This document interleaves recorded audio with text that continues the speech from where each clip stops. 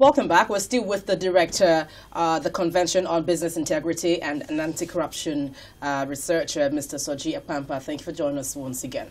Thank you. Well, still on this anti-corruption moves of the president, many say that this whole activity process of nabbing corrupt officials should extend to his party members who have left public office. Are you of that opinion? I think it should not be restricted to any one area. I know that for the purposes of logistics and for the purposes of politics, he might choose to follow a set of priorities, but nobody should be above the law. Yes. And why I say so, it's if in a place where until you are totally sure of the law enforcement officers and you're sure that they're not fully compromised, you will look carefully at where you begin and how you push the war against corruption. So yes, all the members of his party who are corrupt should face the full wrath of the law. And I think that was one of the things he promised when he was in the US, that even members of the APC will not be exempt. So we're looking forward to seeing what moves the president will put in place in order to back those very interesting words that he's chosen to make during his trip to the US. To make him the credible president is... Oh, yes. Oh, yes. All right. Now, many people question the activities of the EFCC. Now it appears, like you said earlier, they just resurrected, and now they come after people like the former Imo State governor, the Senate president's wife, and so on and so forth. What happened?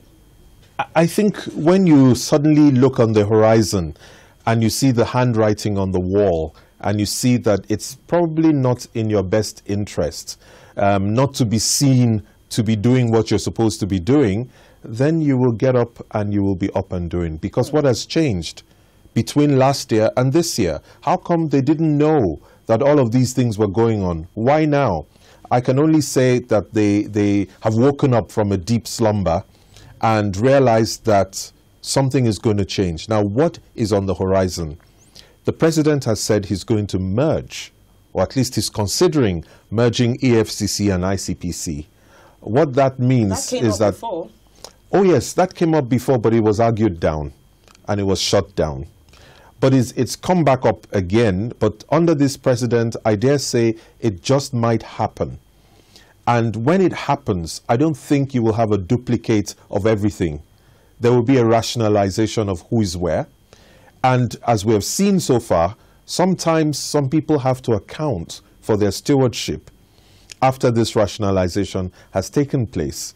So I think it's in everybody's interest to show themselves as being up and doing. But yeah, I think that is where the new moves of the EFCC has come from. You said there's another interesting move to this, Yes. point to this. An ex-CBN deputy governor said that Buhari's focus on war against corruption will hamper economic development. Do you think so? No. No. I totally disagree. I think the focus on the war against corruption will encourage those who want to invest. There are two things. There's the Foreign Corrupt Practices Act in the US that limits the kind of investors who would actually come to Nigeria to invest, because they are afraid that they could be tarnished by the partners that they choose to work with, and that they might not be able to put in adequate procedures to show that they're not part of whatever funny games are going on in Nigeria. Then there are those who come under the UK Bribery Act as well. It is a major, major piece of legislation that can reach out and grab some of their partners and even them when they're dealing in a place like Nigeria. So when you have a regime that is doing something very tangible about corruption and is cleaning it up, it would be a signal to longer-term investors that perhaps this is the time to come in, and maybe this is the regime under which they can thrive with their investment. Now, what do we mean by economic development? It's not just having a GDP growth because the banks are churning money over and lending to people in the oil and gas industry. That's not what is economic development. It is when we have tangible investments over the long term at prices that are affordable that then yield the kind of results that reduce poverty and that affect the lives of ordinary citizens and lift the GDP of ordinary and the income of ordinary citizens. That's when we can start to talk about development. When we see proper investments in infrastructure in a way that actually provides better services to the citizens, and so on and so forth. So improvements in health, improvements in education, and such outcomes, that's when we get economic development. Part of the reason why the MDGs have failed in many places, why countries have failed to meet the MDGs, is corruption. So for someone to then link allowing corruption to improving economic development, I think would be a very, would be a very false statement, actually. I think the person is being very funny, making that kind of statement. Yeah. Part of the president's priorities right now, what seems to be on the front burner is corruption and insecurity, having to fight the insurgency and all of that. But then, is it possible, or from your perspective, do you think he's concentrating so much on fighting corruption than getting out the real terror sponsors, which is also a huge source of worry at the moment? Okay.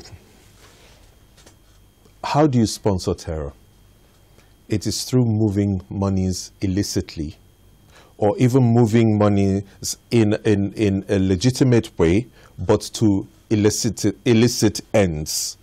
So if you don't have a grip on how those funds are flowing within your country, so even the financial system itself, and if you don't have a grip on corruption, you will fuel the conflict. You will not be able to, in a sustainable way, reduce the conflict. So the two of them go together. If you fight terror, but you cannot fight the corruption that fuels the terror, then you're still wasting your time. He needs to do the two things. Now, I see that statement as a veiled way of asking, is the president not slow in kicking off activities in other parts of the economy? And we can argue that perhaps this president is slower than some other presidents, but I don't think by much at all so far.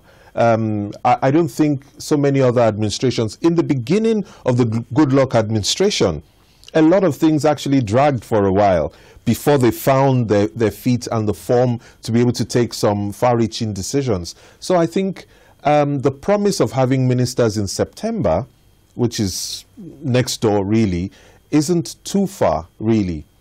A lot of people would have expected that the president would have appointed some of his aides, maybe the secretary to the government and some others later. Perhaps he'll explain to us at some point why he did so.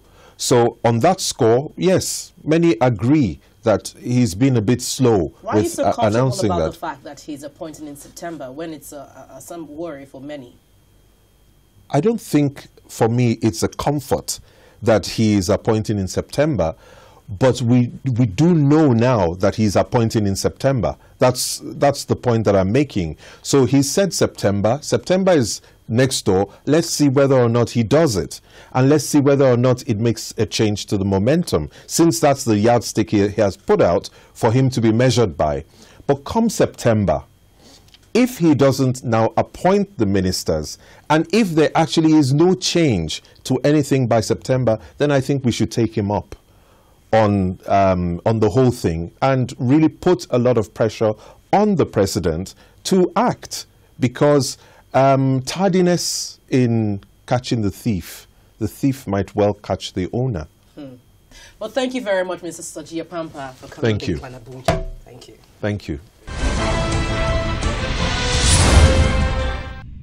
Well, thank you, as always, for your mails. Keep your views and comments coming using the address and Twitter handle on your screen. And you can let us know anything happening within your locality, especially if you're in the nation's capital. And now don't forget, you can view the program on youtube.com/channelsweb/videos. Make your comments after viewing the current edition as well as older episodes of the program. And please share your views on the current edition we have for you this week. And don't forget to include your name and where you're writing from. I'm Gloria Umezuke. Thank you for watching and see you again.